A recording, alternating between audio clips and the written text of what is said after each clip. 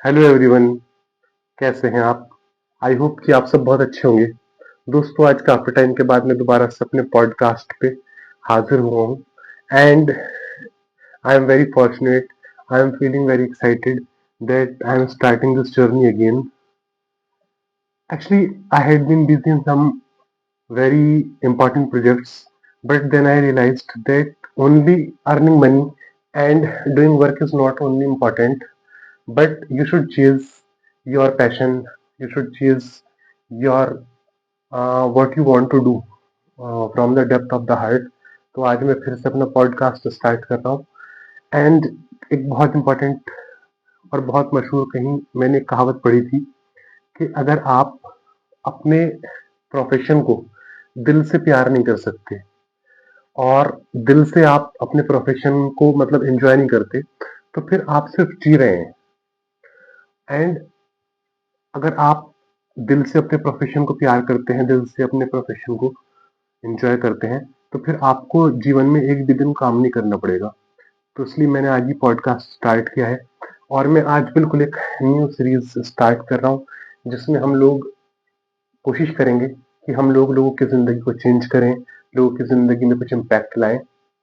So today in the first podcast I welcome you. और आज मैं बात कर रहा हूँ fit for the fast track. US के दो डॉक्टर्स हैं, डॉक्टर मैकगैनन एंड मिसेस मैकगैनन. इन दोनों डॉक्टर्स ने ये फैसला किया कि हम लोगों की लाइफ को चेंज करेंगे, लोगों की लाइफ में इम्पैक्ट लाएंगे. और उन्होंने प्रोजेक्ट स्टार्ट किया. इसमें अप्रॉक्स 40,000 इंटरनेशनल मैनेजर्स पे उन्होंने रिसर्च की और उसके बाद एक बहुत ही वंडरफुल रिसर्च जो दुनिया के सामने आई, उसका नाम था fit for the fast track. आज मेरे पास ये बुक है, मेरे हाथ में ये बुक है, fit for the fast track, surviving and thriving in modern business life. तो आज इसी बुक के बारे में आपसे बात कर रहा हूँ. मेरे ख्याल से हर इंसान को ये बुक पढ़नी चाहिए. एंड अगर कोई इंसान मेडिकल कम्युनिटी से बिलोंग करता है तो उसके लिए तो मैं जरूर रेकमेंड करूंगा कि बुक उसको एक बार जरूर पढ़नी चाहिए. ये जो किताब है एक्चुअली ये 5 बहुत ही वंडरफुल चैप्टर्स में डिवाइडेड है. और इसका पहला चैप्टर है वॉकिंग, सेकंड है वाटर, थर्ड चैप्टर है वाइन, फोर्थ चैप्टर है वर्कआउट और फिफ्थ चैप्टर है वर्किंग इफेक्टिवली. और कुछ इसके में सब टॉपिक्स भी हैं जैसे विंड, कुछ स्पेशल टॉपिक्स हैं जैसे stamina, men's issues, women's issues, children's issues, premature ageing and कुछ बाद में कुछ हेल्थ एक्शन प्लान्स हैं. तो दोस्तों, मैं समझता हूँ कि हर इंसान को अपनी हेल्थ पे जरूर फोकस करना चाहिए. एक बार हजरत मूसा अलैहिस्सलाम अल्लाह के प्रॉफिट थे. उन्होंने अल्लाह से एक बार कोई तूर पे पूछा कि मेरे माबूद, अगर आपका भी कोई रब होता तो आप उससे क्या मांगते हैं? अगर आपका भी कोई रब होता तो आप उससे क्या मांगते? तो आवाज कुदरत आई, अल्लाह की आवाज आई कि मूसा, अगर मेरा भी कोई रब होता तो मैं उससे सेहत मांगता. हालांकि एक बिल्कुल इमेजिनरी सिचुएशन है, लेकिन अल्लाह ने ये बताया कि तुम्हारी लाइफ में सेहत की इंपॉर्टेंस क्या है और मैंने जो तुम्हें नेमतें दी हैं उसमें सेहत को तुम लोग नेगलेक्ट करते रहते हो, लेकिन सेहत की इंपॉर्टेंस क्या है? तो हम लोग अपनी लाइफ में इतने ज्यादा बिजी हो जाते हैं, इतने ज्यादा मेहनत करते हैं, इतने ज्यादा मतलब अपने बिजनेस में, अपनी जॉब में इन्वॉल्व हो जाते हैं कि हम लोग अपनी सेहत को भूल जाते हैं.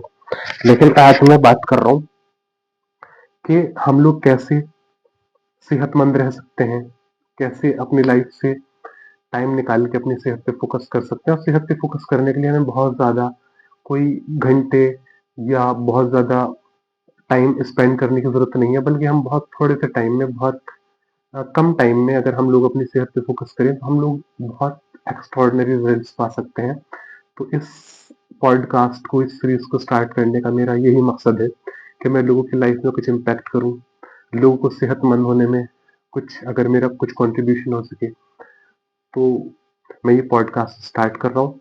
आई होप कि आपको ये सीरीज बहुत पसंद आएगी and you will enjoy this series.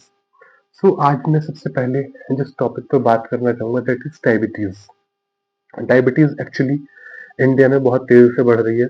India is going to be the capital of diabetic patients very सून.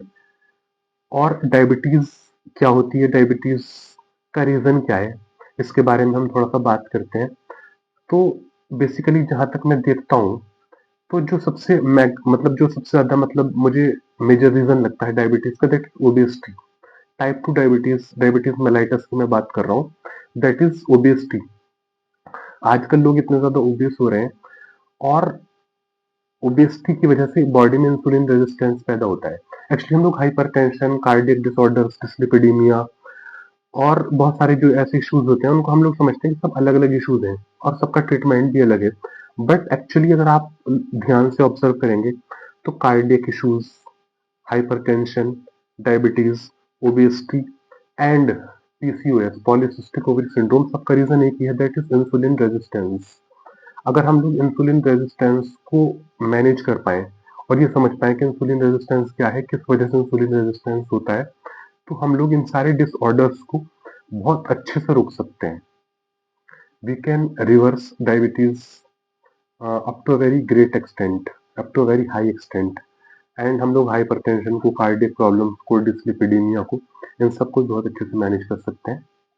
तो इन सब का रीजन है insulin resistance. Insulin resistance actually होता क्या है, जब बॉडी में एक्सेस फैट की वजह से हमारी बॉडी में जो सेल ग्लूकोज है वो सेल्स तक नहीं पहुंच पाता, यानी सेल्स को प्रॉपर ग्लूकोज नहीं मिल पाता, तब इंसुलिन रेजिस्टेंस पैदा होने लगता है।